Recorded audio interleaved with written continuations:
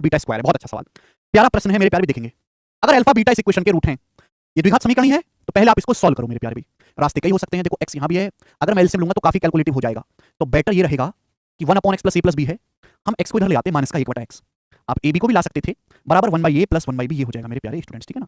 अब आप यहां से एलसीएम लीजिएगा, ये हो गया। अब जैसे ही आप यहां पर एलसीएम लेंगे, ये हो जाएगा x × x + a + b, ठीक है। बोलो बात सही है, आप बोलोगे आंसर एकदम सही है। अब x की यहां पे मल्टीप्लाई होगी, x + a + b की यहां मल्टीप्लाई होगी। अब x में से अगर x + a + b घटाएंगे तो -a + b आएगा। बोलो आएगा कि नहीं आएगा बच्चे, एलसीएम लेंगे, x में से x + a + b घटाएंगे तो x कट जाएगा, -a + b। अब यहां से मेरे दोस्तों a भी एलसीएम लेंगे तो ऊपर क्या आ जाएगा बच्चों, b + a, ठीक है। अब देखिए मेरे दोस्तों, लेफ्ट साइड से राइट साइड से a + b कट गया, ये बचा। अब x के अंदर गुणा करूंगा तो ये हो गया बच्चों x² + x² + ax + bx, x² + a + bx, ठीक है भाई। x² + ax + bx ऐसे भी लिख सकते हैं, x² + ax + bx, ठीक है बच्चों। और ये माइनस की ab में गुणा, बराबर माइनस का ab, ये हो जाएगा बच्चे, आप बोलोगे ऐसे बराबर माइनस का ab। माइनस ab जब लेफ्ट साइड में आएगा तो प्लस का ab हो जाएगा। तो ये बेसिकली द्विघात समीकरण बन गई, x² + ax + bx + ab = 0, है ना। इस बात को सीधा ऐसे भी लिखा जा सकता है। अब से द्विघात समीकरण के रूट क्या है भाई, अगर आप देखो तो है तो x + a × x + b he, x + a × x + b है ये बेसिक में सब पढ़ा चुका हूं मैं आपको। x² + bx + ax + ab, यहां से x के दो मान आ गए, x के दो मान आ गए -a और -b। ये स्क्वाड की इक्वेशन के दो रूट आ गए, अल्फा बीटा की वैल्यू आ गई -a -b का b। भाई अल्फा बीटा इस इक्वेशन के दो रूट है, इस इक्वेशन को सॉल्व करने पर दो रूट आ गए -a और -b। अल्फा बीटा की दो वैल्यू आ गई -a -b। आपसे वो इक्वेशन पूछिए जिसके root alpha square beta square हो। x की वैल्यू -a है तो -a का स्क्वायर a स्क्वायर, -b का स्क्वायर b स्क्वायर। तो आपको वो इक्वेशन बतानी है जिसके root a square b square. Alpha beta की दो वैल्यू आ गई -a -b, तो -a का स्क्वायर a स्क्वायर, -b का स्क्वायर b स्क्वायर। वो इक्वेशन बताओ जिसके root a square b square है, तो क्या होती है equation, x square - sum of roots * x + product of roots, B option. x² - sum of roots * x + product of roots, तो बी ऑप्शन इस सवाल का एकदम सही आंसर है। बहुत ही अच्छा सवाल था, बहुत बेहतरीन लॉजिकल सवाल सीरीज के एग्जाम में आया है। आगे चलेंगे, सवाल नंबर है बच्चों आपके सामने यहाँ पर 45। सारे ही मिसलेनियस सवाल थे, ये बहुत प्यारे प्यारे सवाल थे, करेंगे बच्चों 45वां प्रश्न। अब देखिए बोला है यदि tan 21 डिग्री और tan 24 डिग्री इस समीकरण के मूल हैं तो 3 + q - p का मान क्या होगा। मेरे हिसाब से तो ये अब तक का सबसे प्यारा सवाल है, सबसे प्यारा सवाल।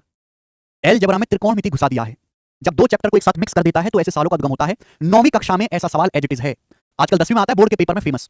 बोला tan 21 और tan 24 डिग्री समीकरण के मूल है, अगर समीकरण के मूल tan 21 और tan 24 हैं तो रूट का सम क्या होगा मेरे प्यारे भाई, रूट का सम क्या होगा मेरे प्यारे बच्चों, रूट का सम होगा -b/a यानी कि -p/1, -p/1 -p। रूट्स का प्रोडक्ट क्या होगा मेरे प्यारे, रूट्स का प्रोडक्ट क्या होगा, रूट्स का प्रोडक्ट होगा भी c/a, tan 21 डिग्री गुणा tan 24 डिग्री। रूट्स का प्रोडक्ट होगा c/a यानी कि q/1, q/1 का मतलब क्यों, रूट्स का प्रोडक्ट आ गया।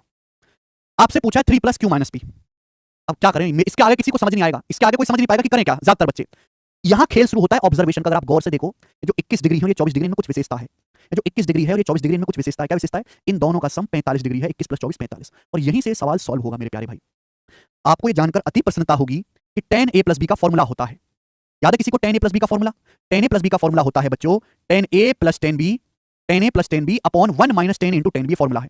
अब जाहिर सी बात है त्रिकोणमिति है इस सवाल में तो आपको लगानी पड़ेगी, क्या करूं मैं, मुझे पता है 21 और 24 में एक ही रिश्ता है, 21 + 24 = 45 और कोई रिश्ता नहीं है, सब जगह tan दिया हुआ tan, तो दोनों तरफ से आप टेंजेंट ले लीजिए, दोनों तरफ से आप tan कर दीजिए, दोनों तरफ से आप टेंजेंट ले लीजिए, टेंजेंट। आप बोलोगे हां जी सर, बस क्वेश्चन सॉल्व, क्वेश्चन सॉल्व बच्चों। क्या हो जाएगा, tan a + b का फॉर्मूला लग जाएगा, tan a + b का फॉर्मूला मतलब tan 21 + tan 24, tan 21 + tan 24 - p upon 1 - tan 21 tan 24, 1 - tan 1 1 - tan 21 tan 24, tan 21 tan 24 क्या आ जाएगा, क्यों बराबर tan 45 डिग्री क्या होता है, tan 45 डिग्री होता है 1, tan 45 डिग्री की वैल्यू 1 होती है, तो माइनस का p बराबर आ गया बच्चों 1 - q, ये आ गया, ठीक है जी। आप बोलोगे हां जी सर, ये -q को हम इधर ले आते हैं, यहां से q - p की जो वैल्यू है मेरे प्यारे भाई वो 1 आ गई, q - p 1 आ गया, -q को लेफ्ट साइड में ले आते हैं, q - p 1 आ गया। आपसे पूछा है 3 + q - p, तो दोनों तरफ 3 ऐड कर दीजिए, दोनों तरफ 3 ऐड कर देंगे तो 3 + q - p आ गया 4, और 4 ही सवाल का आंसर है, डी ऑप्शन। बहुत प्यारा क्वेश्चन है, बताओ मजा आया सवाल करके, डी ऑप्शन। ये सवाल 10वीं क्लास के बोर्ड के एग्जाम्स में भी आ चुका है,